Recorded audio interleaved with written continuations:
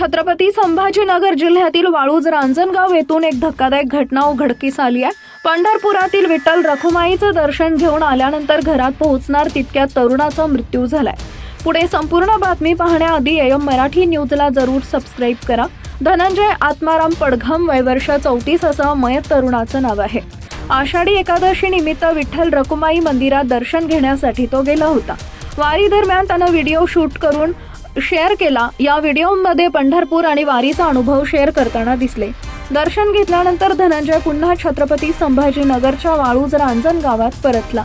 त्यानं रात्री घरातच गळफास घेत जीवन संपवलं। या घटनेची माहिती पोलिसांना मिळताच त्यांनी घटनास्थळी धाव घेतली।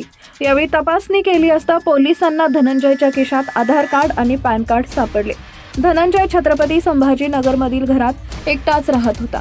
पोलिसांनी घटनेची नोंद करत मृतदेह घाटी रुग्णालयात हलवलाय। धनंजयनं असं का केलं? आत्महत्या करण्यामागचं कारण काय? पंढरपुरात जाण्यापूर्वी त्याचं कुणासोबत भांडण झालं होतं का? त्याला कोणत्या गोष्टीचा मानसिक त्रास होता का? याचा तपास पोलिसांकडून सुरू आहे।